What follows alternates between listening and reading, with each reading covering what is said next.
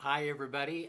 Yesterday I talked about my friend George and the fact that in his later years, he began to fill his mind with biblical truth. And, one of the goals that the New Testament speaks of is beginning with this filling of our minds with truth, but it's supposed to lead somewhere. There's a progress of Christian growth. There's several passages in the New Testament that point to this progression. It's almost like maturing or growing up in our faith. And, we don't arrive at godly character just by snapping our fingers. And oftentimes, growth is a process, sometimes a painful process.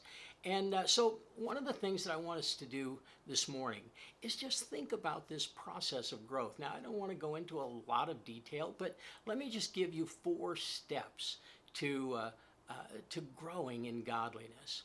Now, the first step we've talked about before. I think we did several devotions on the idea of truth and the importance of truth to the Christian. But, one of the things that also happens with truth is we need to stop and think about it. Now, I've been guilty, and maybe you have too, of times where you've sort of read through the scriptures and you finish reading a paragraph or a passage or a chapter, and you wonder, what was that all about? You haven't really absorbed it. And the scriptures tell us that we need to think upon the truth that is before us.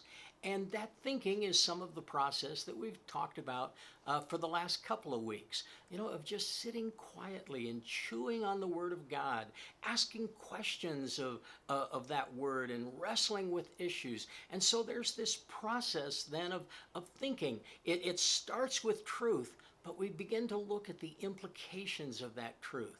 Now, one of the things, though, that we also recognize in this process is we need to come to the point of believing. As we have read the truth, thought about it, we need to come to that point of saying, I really believe this. And that is an important step on the way to godly character. Sometimes we want to ask question after question after question and search and search and search, but we never really want to find the truth. And there's an interesting quote by G.K. Chesterton that he said, merely having an open mind is nothing. The object of opening the mind, as of opening the mouth, is to shut it again on something solid.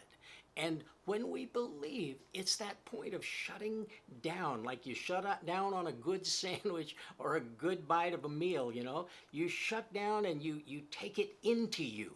Well, that's sort of the picture here of believing. It's where the truth and the thinking begins to come into us. It enters into the soul. And that's an important part of this process of growing towards godliness. Now, one of the manifestations then of, of all of these first 3 steps is that leads us to a godly character. And character is something that I think we need to be seeking as Christians. Sometimes as believers, we let our character flaws dominate us way, way too long. And we sometimes ignore them. Sometimes we don't want to look at those character flaws. And sometimes we pretend they're not even there.